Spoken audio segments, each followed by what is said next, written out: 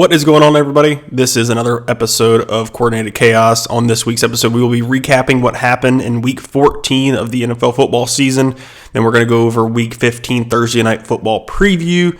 And we're going to finish off with my favorite bet against the spread, which, spoiler alert, is the Thursday Night Football game. So we'll get more into depth on that one. And then we're going to do, once again, the new segment, Same Game Parlay of the Week. And I'll go through the whole thing so you'll get an idea of what I like going into. It's also the Thursday Night Football game that I'm doing that same game parlay for. So there's going to be a lot of information going on in that Thursday Night Football preview. So let's go ahead and hop into what happened in Week 14, recap that. We're going to start with the Thursday Night Football game of Week 14. That was Lions versus Packers. Once again, NFC North rivalry. Loved that game in general. Just like a high-intensity football game to start off the week. Honestly, I thought the Packers missed some opportunities to really take this football game. They had plenty of times where they sputtered on offense. Their third down efficiency was not great.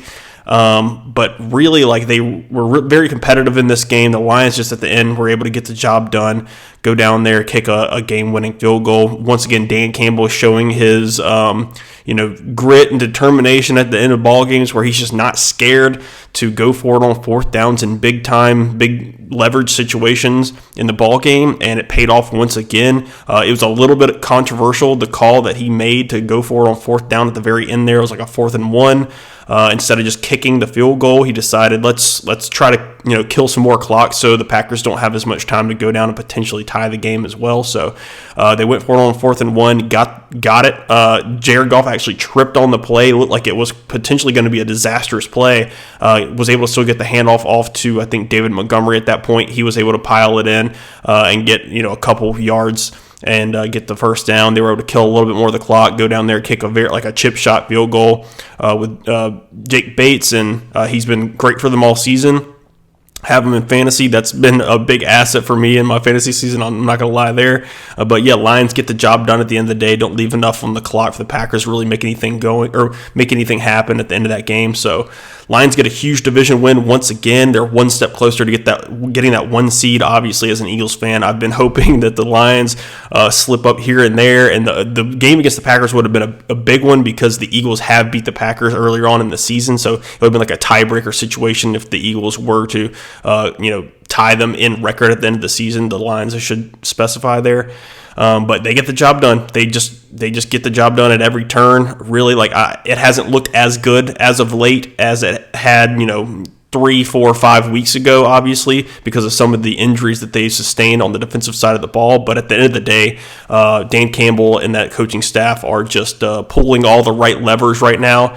And it's still working, and I think they're still going to lock up the 1 seed. I don't think the Eagles are going to be able to catch them at this point. So big win from the Lions. They still do have the Bills this upcoming week, as well as the Vikings still left on the schedule. So their schedule doesn't get much easier down the stretch. The Eagles have a couple more tough games on their schedule as well. So we'll see. I still think the Lions get the 1 seed at this point. It's going to take kind of a miracle at the end of the day for the Eagles to potentially steal the 1 seed from them, and especially with the way they looked against the Panthers, maybe it's a little bit further of a stretch than we thought previously. So let's go into the next game, Vikings versus Falcons. Another big win for the Vikings. The Falcons looked like dog water all of a sudden. Kirk Cousins just has not played well the last 4 games in a row now. I think the last 4 games he hasn't thrown a single touchdown. He's thrown 8 or 9 picks in that time span as well. So he's looked very bad. There's this statistic out there right now that he's essentially not running play action, and a lot of people are speculating that it has to do with the fact that his Achilles injury is still just not perfect, and he doesn't really trust his athleticism. He's not really able to move in the pocket still since even week 1 or 2, when we kind of realized this guy's kind of he's going to be a statue back there. He's not going to move around a whole lot. If the guys aren't open pretty much immediately, he's going to struggle to make plays out of structure, considering he doesn't really trust his athleticism right now because of the Achilles. So the Falcons are on a losing streak. They have officially forfeited the lead in the NFC South, and the Buccaneers have stolen it from them. We'll get to that game in a little bit. But yeah, the Falcons are on a losing streak, not looking good. There's rumblings out there that people are calling for Michael Penix to come in and take the job from Kirk Cousins. I don't know if that's the greatest idea right this second, because obviously there's still some very winnable games left on the schedule for the Falcons. Do you want to go to a rookie where he can have just one bad, like a rookie mistake, and it kind of sinks the season, or do you stick with Kirk Cousins, the veteran, who you think can probably eke out a win against some of these lower tier teams that you have left on the schedule to potentially still stay in contention or win the NFC South? So very up in the air decision for the Falcons organization, what they want to do moving forward. I think they probably give it to Kirk one more week. If he still struggles to the extent that he has the last 4 weeks in a row here, you might actually be seeing Michael Penix this season, which would be very interesting. I think he has a more live arm currently than Kirk Cousins does, and it's very apparent whenever you kind of watch him come into the games after like Kirk has been benched or whatever because of like they're out of contention, just like in this game where the Vikings were just completely blowing them out. The Vikings once again looking good. Sam Darnold not really shying away from the spotlight. Once again, just getting the job done. 3 touchdowns to Jordan Addison, another big one to I think it was Justin Jefferson that caught another one. Look, Kevin O'Connell has him playing good ball. He has the offense clicking on all cylinders, and they're going to be a tough out. Like I really thought for a moment there this was going to be a flash in the pan. They were fraudulent, but like man, they've continued to get better as the weeks have gone on. After that little bit of a lull they had in the middle of the season, or like right after the beginning of the season, where I thought like things were going to start to fall apart a little bit, but. Once again, nobody wants to see them in the playoffs because Brian Flores and his exotic blitz packages, you don't want to see that. Kevin O'Connell can scheme up just about anything on any defense. He is one of those Sean McVay disciples, and I think he knows what he's doing. So nobody wants to see them right now. Sam Darnold can get very hot. He can get very cold. We'll see. But it's just like the wild card factor of their offense in general that like if you're any kind of Eagles, especially Lions, a division rival, you do not want to match up with them in the playoffs if possible. So let's move on to the next one, Eagles versus Panthers. This one spurred some controversy after the game because the Eagles came out and did not have a great showing against the Carolina Panthers, who have been feisty as of late, have lost the last 3 games by 1 possession or less. Have been very good, actually. Bryce Young, obviously the benching seemed to really actually help him. I think it proved to him, and I kind of said something about this last week about how I think it really just like freed him up to just play football. And I think he's out there just like, if he makes mistakes, he does, but he's making the plays that we saw him make at Alabama in college and the things that made him the number 1 overall pick. The out of structure stuff, he's not the fastest guy in the world. He's obviously not the biggest guy in the world, but he can still get outside the pocket and make some plays out of structure. And some of the throws he's been making have been incredible. Obviously, for him to kind of be like dicing up the Eagles defense, and we did have some injuries going into this game that kind of hurt the starting defense, but at the end of the day, Bryce Young made plays when the opportunities presented themselves, and it was a big day for him. And realistically, the Panthers should have scored a game like winning touchdown to Xavier Legette, who just dropped the ball. He was wide open. It was kind of a coverage bust a little bit there for the Eagles, and he would have been able to roll right into the end zone there, and the Eagles would have had like 40 seconds, 2 timeouts to go down and kick a field goal to win the game. And you never know. The Eagles could have completely screwed that situation up. And so the Panthers really were on the razor's edge once again of beating a big-time contender in the NFL. They almost did it against the Chiefs, the Bucks, and now the Eagles. They're competing against these high-level teams in the NFL, and this has just got to be good. And like this got to bring some confidence to the organization that Bryce Young can be the guy moving forward. Once again, speaking for the Eagles here, not a great passing day. Obviously, Saquon gets his 120 yards on the ground like he almost always does. He has been incredible all season.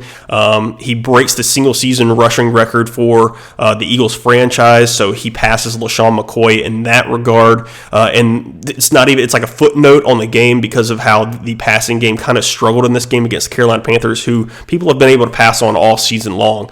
And there's been a lot of people talking about how Jalen Hurts is missing reads. He's turning down reads. He's missing throws. It's kind of a firestorm in the media right now about how people are blaming him. And then A.J. Brown comes out after the game and they ask him, like, what's wrong with the offense essentially right now, and he comes out with a one-word answer, and it's passing, and so everybody immediately jumps on and says, oh, he's pointing the finger at Jalen Hurts. He thinks Jalen stinks, blah, blah, blah. There's got to be a problem there. They're not friends anymore. All this crazy stuff came out in the media about how, like, there's just speculation that they're no longer friends and blah, blah. I think that's all a crock of crap, honestly. I think this, at the end of the day, is just a guy that thinks that the passing attack, Devontae Smith even said very similar stuff. So it's not just an A.J. Brown to Jalen Hurts relationship thing. Everybody within the passing attack for the Philadelphia Eagles has been frustrated with the way things have been going. And I think it's really like, at the end of the day, I think the Philadelphia Eagles coaching staff after the beginning of the season, where Jalen Hurts kind of had a turnover problem. He was throwing picks. He was making some interesting, risky decisions with the football. I think it came down to the coaching staff at some point right after the bye or during the bye week, once we've been on this now 9-game win streak. I think at some point during that bye week they said, look, Jalen, like, you don't have to play hero ball anymore. Our team is so talented. The defense is so good. They have been the number one defense in all of football the last, like, basically since the bye week. And that's 9 games in a row. Once again, I think they told him, look, if you just don't turn the ball over and you don't have to play hero ball anymore, we will win the football game.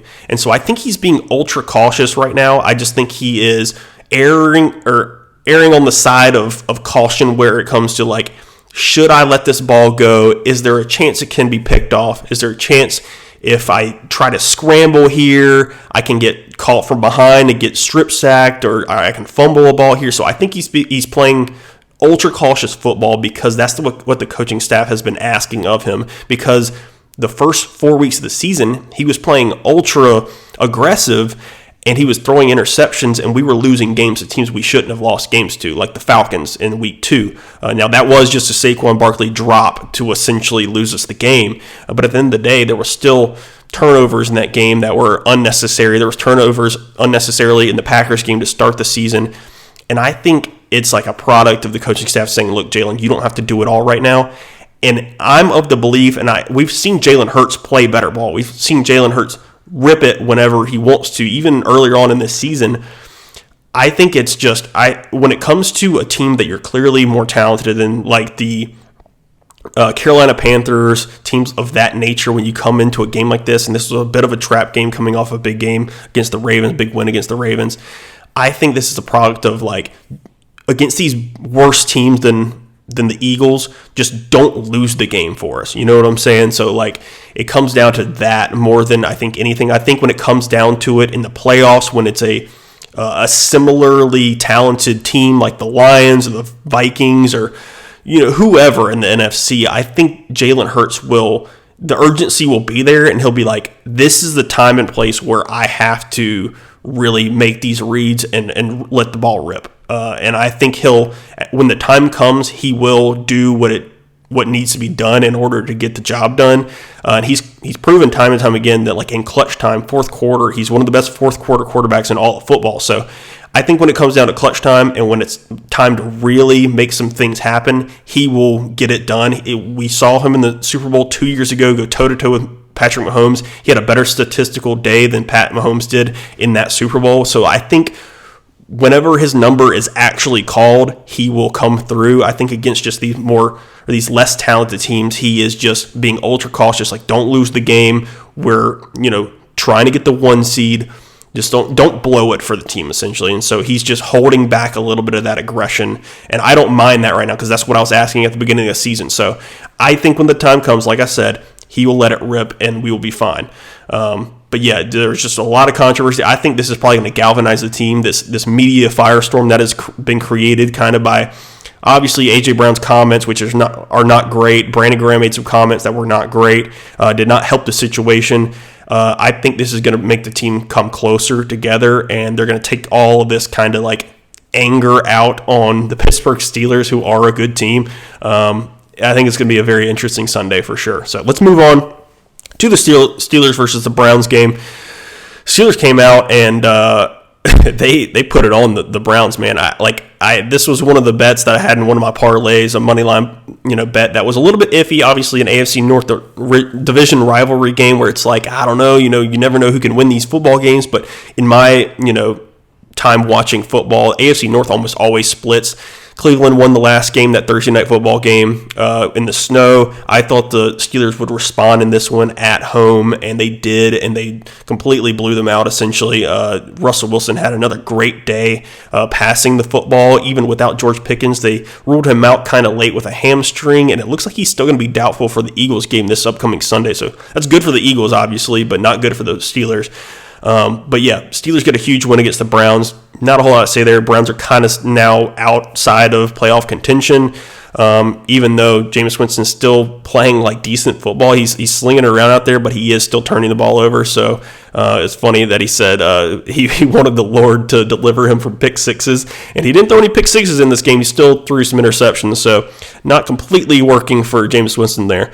And let's go to the next game, Buccaneers versus Raiders. The only thing here that I wanted to point out was the fact that the Buccaneers did win this game. Falcons lost their game, and so the Buccaneers steal the lead from the NFC South. And honestly, as an Eagles fan, who the Eagles have struggled with the Buccaneers in the playoffs the last couple of years in a row, or last two out of the last 3 years in a row. I do not want to see the Buccaneers in the playoffs, potentially going up against, the Eagles. And so this is kind of like I don't like it as an Eagles fan, but the Buccaneers are playing good ball. Their defense is still a little bit iffy. They've been dealing with a lot of injuries on that side of the football, as well as really the offensive side of the football. But Baker Mayfield's been making things happen. The rushing attack has gotten significantly better with Bucky Irving in there, even though he's been a little bit banged up. But Rachaad White has actually stepped up and been a more efficient runner on the ground than he has been all of his career. We know he can catch the ball out of the backfield. That's never been his problem, but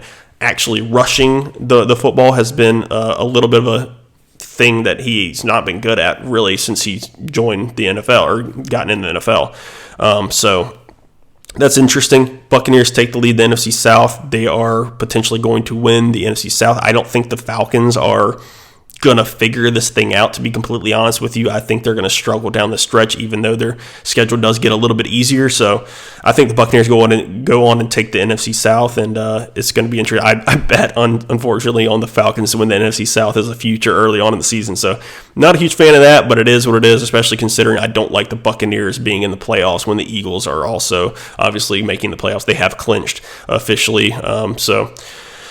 Next one, Seahawks versus Cardinals. This was another NFC West division rivalry game. This was the second time in 3 weeks they have played, and the first game went to, I think the Seahawks did win that game. So Seahawks now really kind of taking control of the NFC West, and, right off the rip, Kyler comes out, throws a touchdown. You think, the Cardinals are coming out. They want to compete for this NFC West title.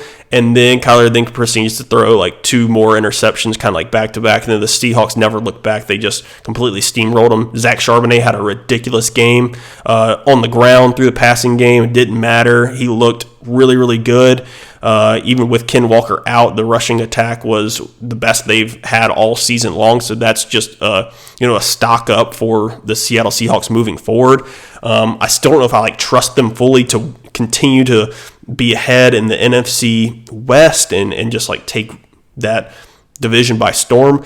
Especially considering the way the Rams looked this past Sunday as well, and the way they've kind of they've gotten healthier and more. I don't know. I think just used to the players that they have healthy now and their starters in general. So Seahawks get a big win. They are 8-5 at the top of the NFC West for the time being. Next game, Rams versus Bills. This one was the game of the weekend. Obviously, a complete shootout. Both defenses just giving up points everywhere. Matt Stafford, Josh Allen making ridiculous throw after ridiculous throw. Two of the best quarterbacks in all of football. Two of the top 5 quarterbacks in all of football, in my opinion. Josh Allen, 6 total touchdowns. I think he had 3 passing and 3 rushing, which is a a ridiculous stat line. He is going to win the MVP, even though they did lose this game, which is crazy. It's 6 touchdowns, they lose the game. The Bills' defense is just getting cooked and picked apart.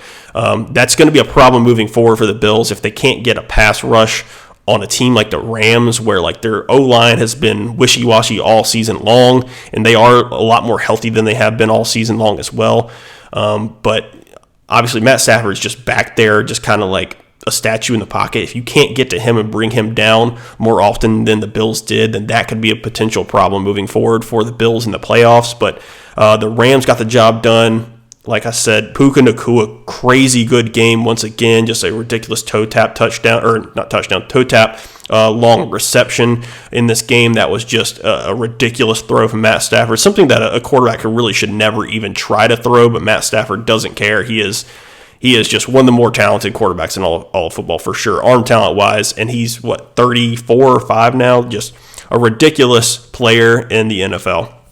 But yeah, Rams get a huge win there. Bills drop a game, which is going to hurt their chances, obviously, of getting the number 1 seed in the AFC, especially considering the Chiefs beat the Chargers on Sunday Night Football. This was a low-scoring game. I mean, they pretty much all have been for the Chiefs. Chiefs, win at the last second. Once again, a one-possession game. They kick a field goal that doinks and ricochets in for Matthew Wright at the end of the game. So Chiefs squeak away with another W. What are they, 11-2 now or whatever they are? No, I think they're 12-1. They're 12-1. So they, once again, still the 1 seed in the AFC. I don't know if anybody's going to catch them at this point. I think the Bills had the best chance. It's not going to happen for them, I don't believe. The Chiefs could technically go on a losing streak because, once again, they did not look great, but at the end of the day, they just get the job done. It's Pat Mahomes, it's Andy Reid, it's Steve Spagnuolo. They find ways to win ball games, and once again, will this come back to bite them? Potentially, but at the end of the day, once they get in the playoffs, am I going to bet against Patrick Mahomes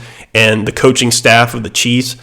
I doubt it. I mean, at this point, it is what it is. They just know how to win ball games. So, but the Chargers, still a good ball team, or a football team. I still like Harbaugh and Herbert, and Herbert did get a little bit banged up in this game, so I don't know what his status is going to be. I assume he's going to continue to play, and he's one of the tougher quarterbacks in all of football, so I like him a lot.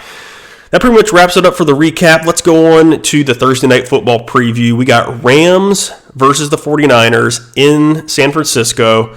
The Rams are 2.5-point underdogs in this game. Rams are hot. 49ers coming off a huge win against the Bears, completely just waxed the floor with the Bears. For one of my picks of the week, I picked the Bears to win essentially outright. I picked them to cover the spread, but I was confident that they would probably win the game. And man, I've never been more wrong, which honestly makes me feel better about it, because it's just who could have really seen the 49ers just completely wiping the floor with the Bears. And I guess maybe the interim head coach thing where Thomas Brown was the passing game coordinator, then he moved to OC when Shane Waldron got fired, and now he's the head coach. Maybe it was just a little bit too much on his plate to handle in 1 week, a turnaround in 1 week. So I'll have to kind of reevaluate my interim head coach bump theories going forward when something like that is the case, because it's a very rare situation that happened to Thomas Brown there, but I still think he's probably a good offensive coach and offensive mind. It just could not get it all together in a 1 week turnaround. So Bears get completely mollywopped by the 49ers, but I still don't really like the 49ers going forward. The offense is obviously super banged up. Defense is obviously super banged up. They're without a ton of players on both sides of the ball. Isaac Guerendo, who had an incredible game against the Bears, leaves the game with a foot sprain. We'll see if he tries to go. He did say something along the lines of he feels fine after the game, but you don't know how adrenaline, all that stuff kind of work out for a player like that. And if it gets worse over the course of a week, at that point, does Patrick Taylor Jr. start? It looks like he would be in line to do it. And then you have some of the other backups like Keyshawn Vaughn and Israel Abanikanda. So the rushing attack, it looks like almost anybody can step in and play well for the 49ers the way they scheme things up. Kyle Shanahan's a run game just aficionado, essentially. He does some very impressive stuff there. So Maybe the rushing attack will be fine with Patrick Taylor Jr. Maybe it won't. But at the end of the day, this is a game where the Rams want to go in and steal, essentially, the NFC West from the Seahawks. And getting a game against a division rival in the 49ers would do wonders for their chances of stealing the NFC West from the Seahawks. And so I think I like the Rams to win outright in general. Obviously, the 2.5 point cushion would be nice, but honestly, if I'm going to take that, I might as well take the Rams to win money line, and that's what I like this week. That's going to be my favorite bet against the spread as well. Like I said, the spoiler alert earlier on in the podcast, I like the Rams to win outright versus the 49ers. That's my favorite bet against the spread. And in this same game, Thursday night football game, my same game parlay of the week, it's at plus 480. I did it on DraftKings. If you do it on DraftKings, you can get a Thursday night football same game parlay profit boost for plus 33%, which takes it up to like plus 638 or something like that. But this is what you're going to have to do. It's I think a 9-leg parlay. We got Rams money line, like I just said. Puka Nacua, 50-plus receiving yards. Jawan Jennings, 40-plus receiving yards. George Kittle, 25-plus receiving yards. Cooper Kupp, 25-plus receiving yards. Matt Stafford, 200-plus passing. Brock Purdy, 175-plus passing, as well as a Kyron Williams anytime touchdown. So that's going to be your 9 legs. It's at plus 480. If you play on DraftKings, you get that profit boost. You can bump it up a little bit. I think it's a pretty solid parlay, to be honest with you. I think all of this stuff can hit. This is going to be a fun Thursday night football game, rivalry game. Once again, I think it's going to be really, really cool. So that's pretty much it for the podcast. I appreciate everybody listening and tuning in once again. Please follow on all the socials, on TikTok, and follow on YouTube. Stay tuned for my bets that I put in at the end of the week. We'll see what I come up with, what I cook up for those things, and I will talk to you guys later. Peace.